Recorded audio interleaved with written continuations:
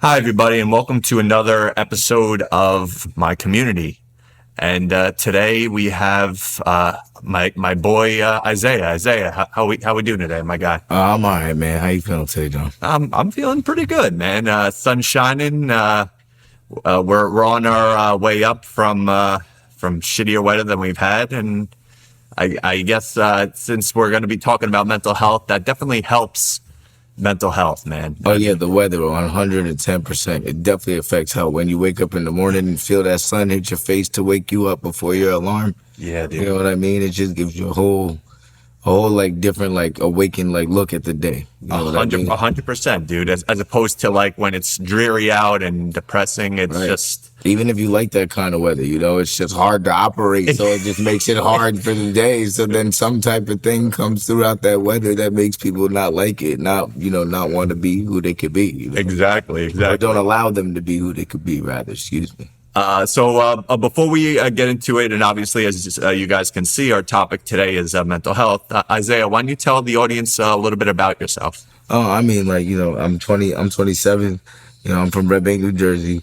And pretty much just like, I'm just like a really outgoing person. I love people, I love understanding the minds of other people and like not comparing them to mine, but seeing the relativeness that we share in so many different complex minds. And, I like the journey of like having to deal with the things, you have to deal with, whether it's mental health or everyday societal things.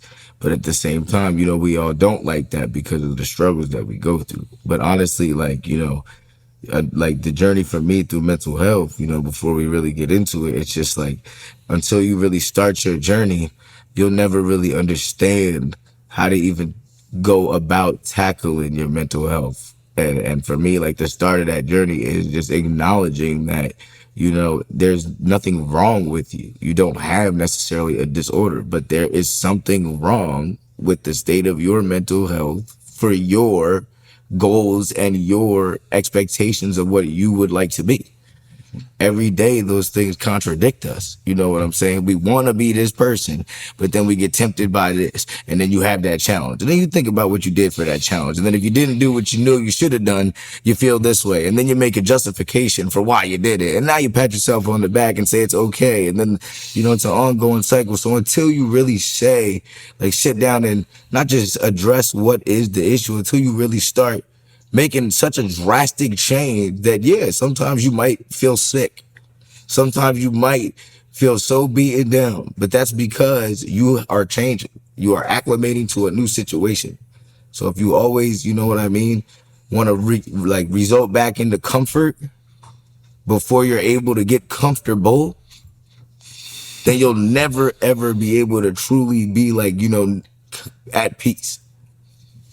So like, yeah, so like that's my intro piece. That was fantastic, my guy. That really very profound, very thought provoking. I loved every second of it, and especially when we talk about mental health, I feel like everyone has their own take on mental health, whether it be from a positive light or a negative light.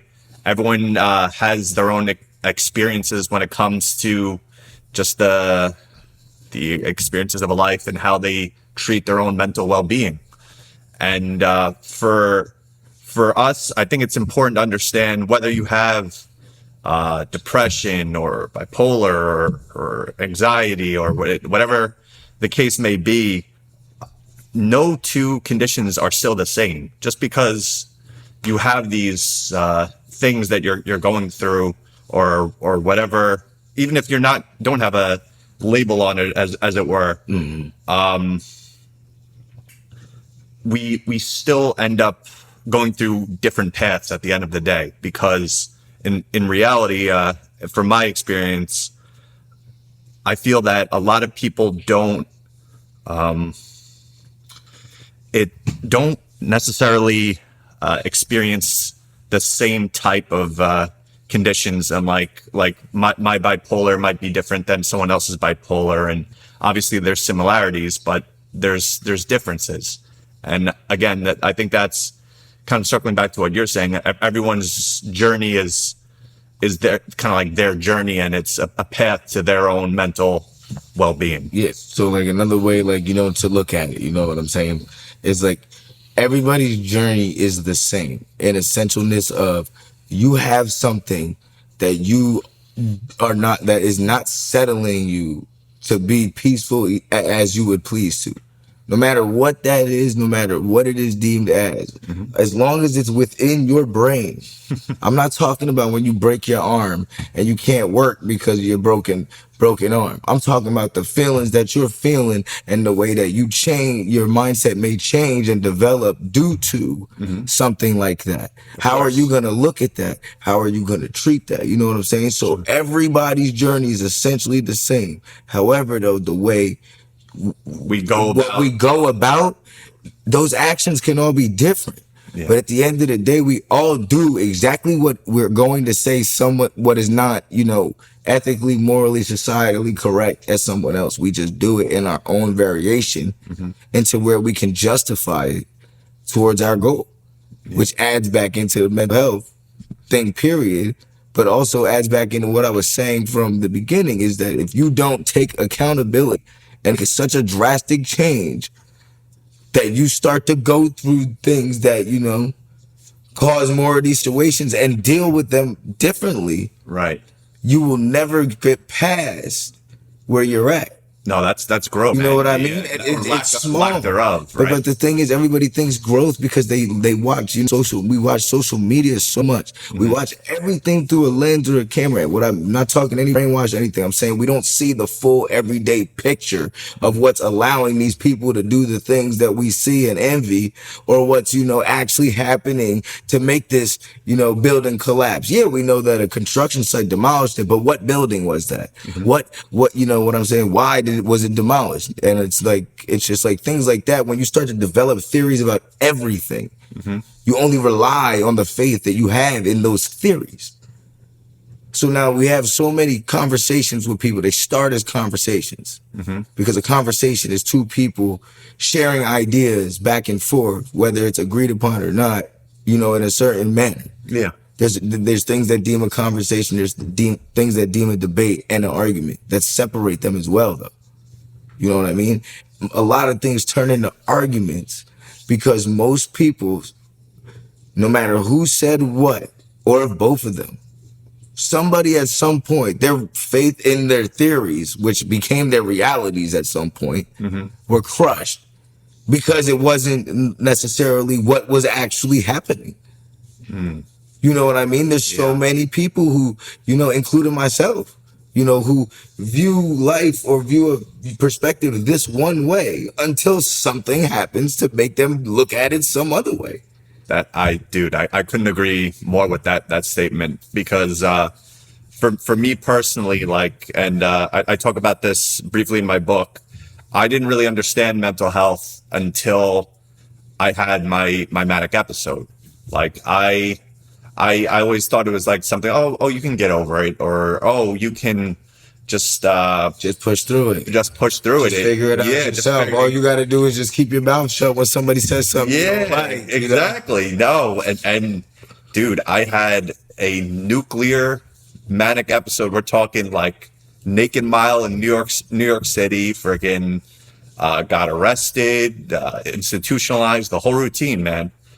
And ever since then, I realized, wow, there's so much more to this stuff than meets the eye. It's like Transformers times 1,000. 100%. Like it really is. Like I firmly believe that when it comes to mental health, think of that metaphor where Shrek is like ogres have layers. Mental health has a million layers. Absolutely. Yeah. More layers. It's kind of like the same argument people try to have about how someone is, like, how far or how deep you are on quote unquote the spectrum. Right. Well, let's be realistic. If we're all gonna, go by like what we actually know, we know it's not linear. So Absolutely. We know that it's like when you play a video game like 2K or you play MLB and your player's attributes, his speed is up here like this, but his strength is down here like this. Sure. His strength can grow. Yeah, absolutely. But it's going to take more effort for him to grow his strength than it would be for his speed. Absolutely. You know what I'm saying? Yeah. So you got to think about it in a way like, everybody's there because we all deal with that every day. When you go to the gym, you go in there to get stronger, right? Of course. So at the end of the day, you can get as strong as you want. There is somebody somewhere stronger than you. Oh, plenty of people. Right. So instead of us basing it off of what we want to look like, and you feel me? Like I said, you see somebody, you say that's what you want. No, you want what they went, like you feel me? You want all the extra stuff. You could care less about what you actually look like. Right. You want that journey to the gym. You know what I'm saying? You want to be like almost not being able to get that rep, and they're all screaming at you because you're sitting there watching the video wondering why they scream at you. There's a reason why people like me sometimes go that route 4, 5, 10 times and then quit because it's too much. Yeah. It's not because I don't think exercise is good. It's not because I think anything of anybody in the gym. I've just recognized that form of exercise is not for me right now. Yeah. And guess what? I've been saying that for 5 years. So when is it going to be that form of exercise for me? It doesn't really matter. As long as I'm healthy the way that I need to be healthy and I'm okay.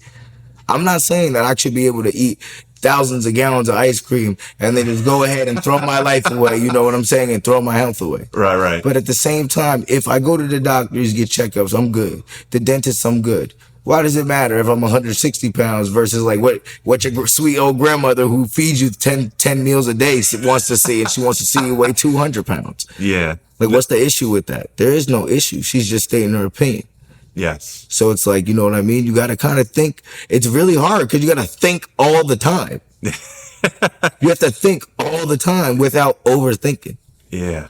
No, dude, I get what you're saying, especially when it comes to the gym, where it's like, especially now in the social media era and stuff like that, where everything is a performance and a show, and we look to these people that look like Greek gods and stuff like that, and like, are these people really healthy, or are they dying of a heart attack Absolutely. at like 35 because they're on steroids and stuff Absolutely. like that? Are they really doing things that get them put in jail, or do they not? Are they really doing all these things that we see that they're doing, or is it something else? Like, is this, like, you know what I mean? And that's the overthinking part, because at the end of the day, somebody like that, you'll most likely in your life, unless a very specific circumstance that comes, never meet them. Yes. Absolutely. Most likely. Let's just be realistic. For me to meet Michael Jackson, if he were to have been alive, if I were to have been wanting to meet him at the time he was alive, right, with the chances of the people that I know that could get access to Michael Jackson, nobody. You know what I'm saying? Like, I would have to win a sweepstakes and get a ticket like that. I'd have to pay hundreds and thousands of dollars. Going to the Super Bowl, bro. Yeah. Going to the Super Bowl. You know what's crazy? I guarantee you, if we looked it up, most of those people are the people that they go every single year to every single Super Bowl. I guarantee it. I guarantee at least 50. You know why? Because it's not regular. No, there's no such thing as normal. There is a such thing as regular. Yes. There's regularity to everything. There's no normalcy to anything. Yeah.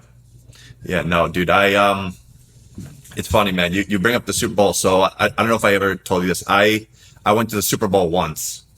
I went when the Giants and what's it called, the Pats played each other the second time. Yeah. And obviously, I come from like a middle class background and stuff like that. And it was basically on the notion that, okay, let's get bleacher creature seats. Let's go to this, because we're never gonna have another opportunity to do this again, dude. Back then, I think the tickets were about, I want to say like $4,000, $2,000 a piece. Like, that was our like trip for that year, or whatever the case may be. Looking at like tickets now, I can't even fathom what like a Giants Pats Super Bowl would be, man. Like, right. I get what you're saying, where it's like these things aren't, it's not that they're not normal, they're regular for certain, I guess, classes and certain types of people. And, right.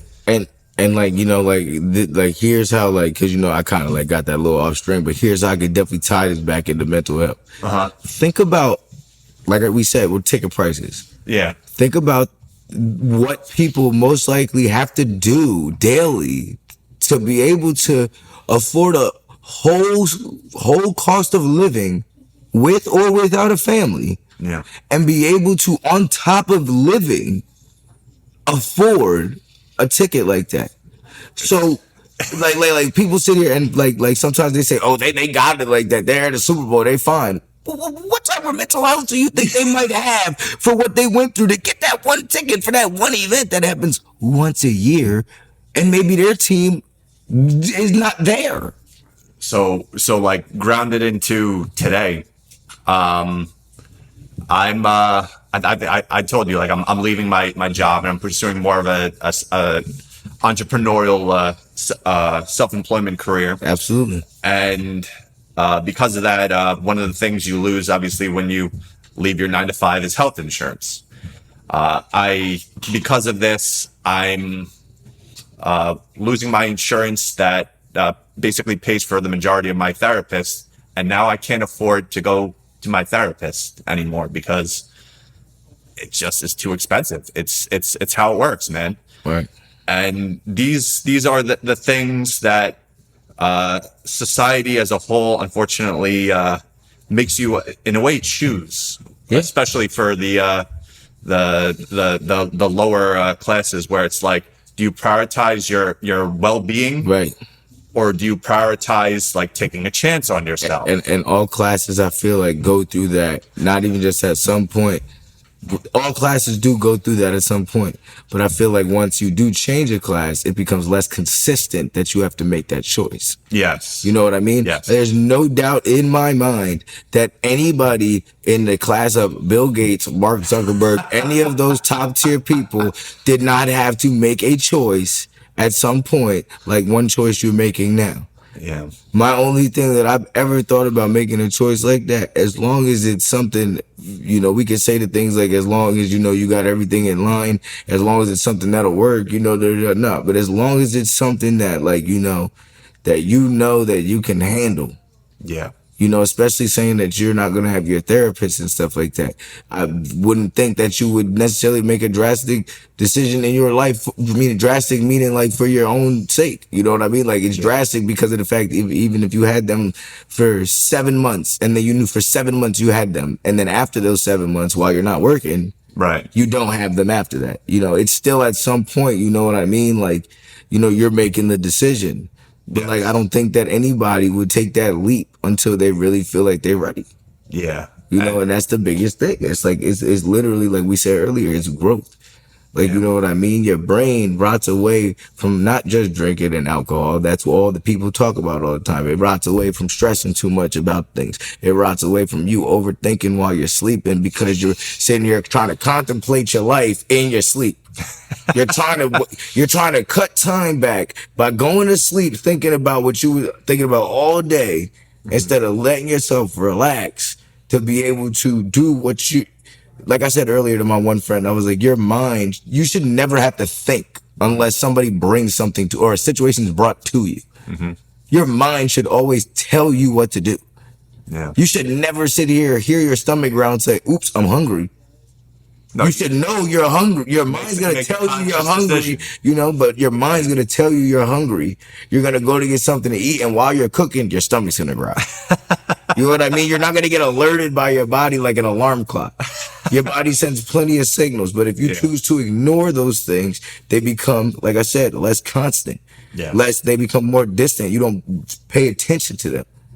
If you drink a lot and you're sitting here wondering why you got inflammation all the time, it's probably because you go to bed with 6 beers in your stomach, whether you ate or not. Like, that's not good. Yeah. You could blame it on the way that you sleep. You could blame it on how much you lift at your job, but your back hurts because you're so gassy. And that's what I'm dealing with now. You know what I'm saying? Like, it's things like that. It's like every day we'll stress ourselves for this, and this. Mm-hmm. Well, everybody says, like, we should not, like, childhood, you think about it, you don't really go back to it, none of that. Why don't you think about the last time that you had no stress? Or when you think about the last time when you got told, how come you never think? Kids. Mm-hmm. You don't have to act like a child and go to the park and run around. But you gotta put yourself in that mindset of nothing really matters until it matters, because of the fact that everything's okay. Yeah. If you did something at your job and you're scared that you're gonna get fired, guess what? You still gotta go to work every day until they fire you. So you gotta find a way to have that child mindset to say, okay, I did wrong. I gotta fix it. I gotta move forward. But that's it. Yeah. Don't think, oh, I gotta fix this, and this. Just fix that one small part of the engine, and all of the gears will start rolling again. And then it'll be easier to dissect the problem. I love it, man. I think when it comes to just mental health and mental well-being, it's a never-ending process, man. Like when I don't know about how you feel about this, but for me, like I know I'm gonna deal with my metaphorical demons in my life till the day I die. It's just how it is. Yeah, I mean, I fully agree. I can fully agree with that, because let's just be real. We're talking about mental health. Yeah. In my opinion, if we're gonna just talk, let's just talk about what the two words mean together: mental health. Yeah. Mental health meaning the you know what I'm saying, the state of like efficiency of your body, like the state of efficiency of your mind. Right. You know what I mean? It doesn't matter of how morally well you think. That's not mental health. Just because you think that somebody should get the death penalty for, killing somebody else, that does not make you a clinically wrong person. Right. But at the same time, you know what I'm saying? It might have something it doesn't matter though. That's not mental health. You know what I mean? It's like, it's more so like you have choices every day of your life. And you have options on how to respond to those choices.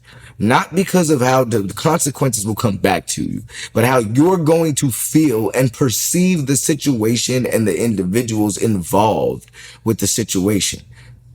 When somebody very close to you does a very bad act, it's very hard for you to not only like trust them again or believe them, it's hard for you to disbelieve them and distrust them. So now you're sitting here debating this and that, when all you really should be paying attention to, in my opinion, is you were done wrong. You got to find out what, you know what I mean? Somebody can lie to you your whole life, and it happens to people, and you'll never know. You could be the most intelligent person on the planet and get lied to every day just because that person is a great liar. But at the end of the day, it's like, why are they lying? Why? Well, like everything else matters, but it's not up to you to think about it. The answers will come to you if you just take care of what was done first. You were done wrong. Figure out something that appeases you at that moment, because of the fact that if you don't, it's just going to stay in the back of your head with the list of 100 million other things, and those are the things that keep you up at night.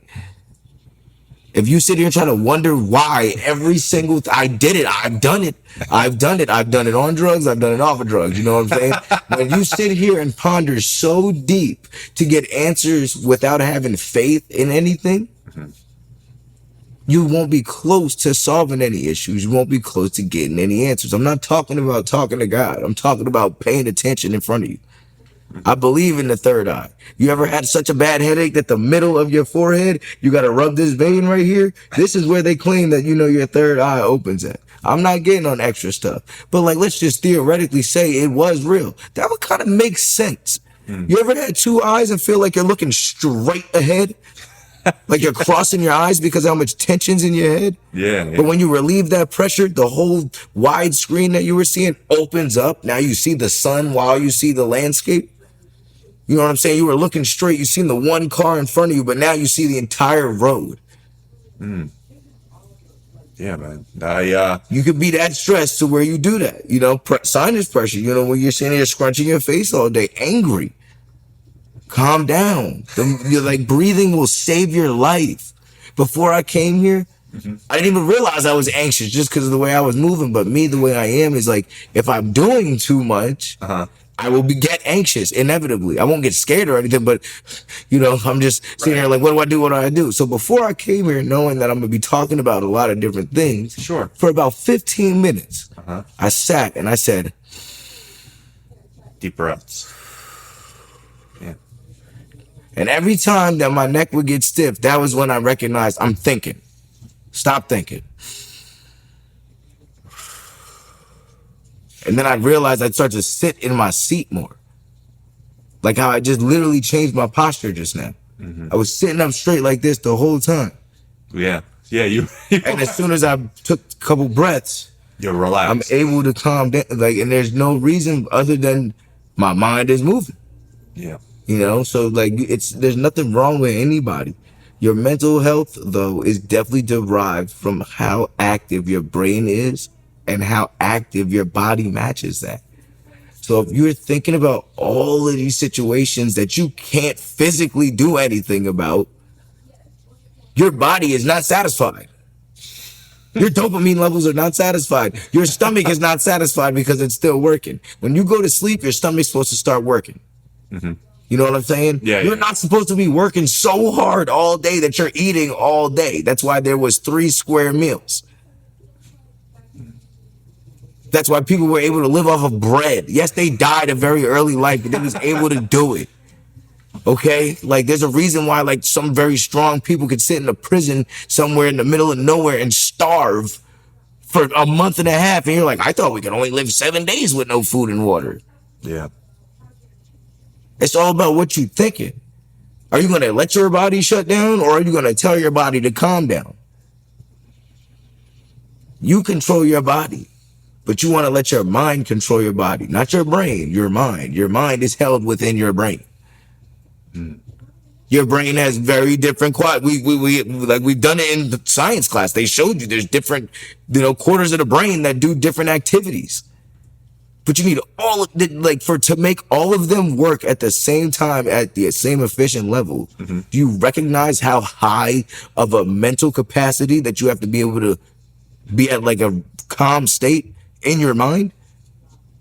There's a reason why people who are scientists have such a still hand. They can hold those things. There's a reason why all they do is what they do. Because their minds are so here that they're nowhere else. They're only here. Somebody like a cook, you've been through all this stuff in all these different kitchens, met all these different people. Same thing with a scientist, but the same thing is like this. Science is science. You can't change that. So what I know, you know, and what we both know can't be changed. When a cook meets a cook, we both know how to make spaghetti. You make your spaghetti totally different than mine, and we both make it totally different than the original way it was made. So who's right and who's wrong? Science, you can always tell somebody who's right and who's wrong. That's true. Almost everything else you can't. Math and science are the only 2 fields you can't tell people they're right and wrong. Or excuse me, you can tell people they're right and wrong.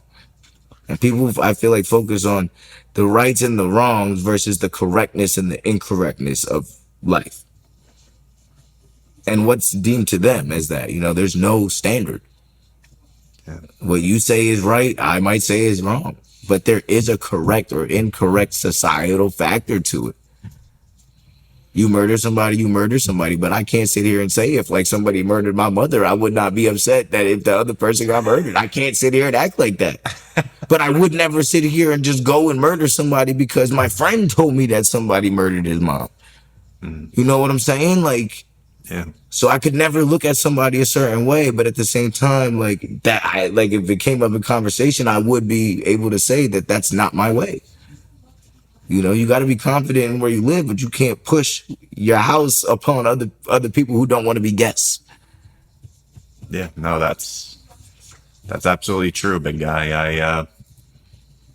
I think when it comes to the overall mental health journey or spectrum or whatever you want to put on it, I think the mantra of what we're trying to get across is that obviously everyone has their own path, but their journey at the end of the day is theirs. Absolutely. It's theirs. It's theirs to establish. It's theirs to share with no one else's opinion and no one else's, inflictions of, no, that didn't happen. This was this. Like, no, what you seen and what you saw and what you felt, that's what happened. Yeah. That's what you felt.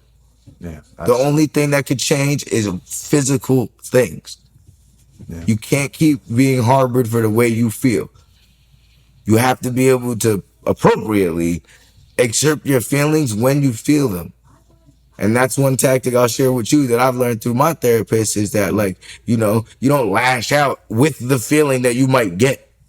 You take a second. You recognize, okay, this made me really mad. But why did it make me mad? Did it make me mad because it happened, or did it make me mad because that's something that would make me mad if anybody did it? Now, if you think about that, at least distinguish those two things. Say it's with, like, you know, your mom. Your mom's not everybody. So if she did something that everybody did, you got to take this whole high anger feeling away, recognize that that's your mother, but address it to her as if she was somebody else.